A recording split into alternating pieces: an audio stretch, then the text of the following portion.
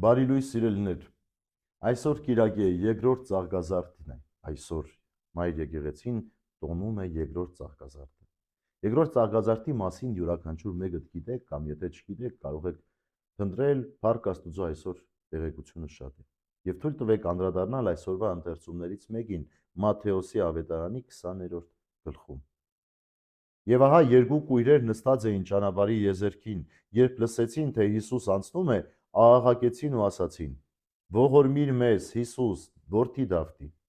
Եվ ամբողջը հանդիմանեց նրանց, որ լռեն, իսկ նրանք առավել ևս աղաղակում էին ու ասում. «Ողորմիր մեզ, Տեր, Դավթի որդի»։ Հիսուս տեղում կանգ առավ, կանչեց նրանց եւ ասաց. «Ինչ եք կամենում, որ ձեզ անեմ»։ Նրան ասացին, որ մեր աչքերը բացվեն, Տեր։ Եվ գտալով Հիսուս դիպավ նրանց աչքերին, եւ նրանք իսկույն տեսան ու գնացին նրա հետևից։ Երկու կույրեր մոտենում են Տիրոջը, սիրելիներ։ Ուզում են մոտենալ, բայց չեն կարող, ամբողջը չի թողնում։ Երբեմն մենք այդ կույրերն ենք այս կյանքի։ Մենք ուզում ենք մոտենալ Տիրոջը, բայց ամբողջը մեզ չի թողնում։ Աշխարհը մեզ չի թողնում։ Ասում են, որ մի խանգարեք։ Դուք մնացեք ձեր կուրության մեջ, սա ձեռնտու է ամբողջին։ Դուք մնացեք այնտեղ։ Ավելի կարևոր բաներ կան այս կյանքում։ Բայց մի խնդրանքի ձև կա, որ շատ կարևոր է մեզ համար։ Ողորմիր մեզ, Տեր։ Հակամայից հիշեցի Սուրբ Գրիգոր Նարեկացու տողերից մեկը, որտեղ ասում է. Տեր,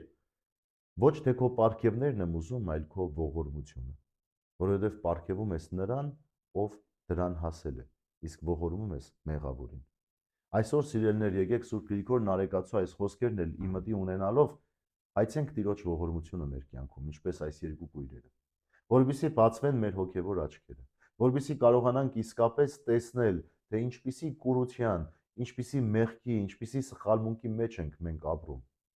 բայց դա հնարավոր է լինել այն դեպքում, երբ իսկապես մենք բոլորս ազգովի կկարողանանք հասկանալ, որ մեր կյանքում Տիրոջ ողորմությունից զատ ուրիշ բան պետք չէ։ Ուրեմն կարևոր է գտնել այդ ողորմությունը մեր կյանքում եւ մնացած բաները Աստված կտնօրինի։ Ճիշտ եւ բարի։ Բարի եւ խաղաղ կիրակի ձեզ բոլորիդ սիրելիներ։ Աստված օրհնի ամենքիս։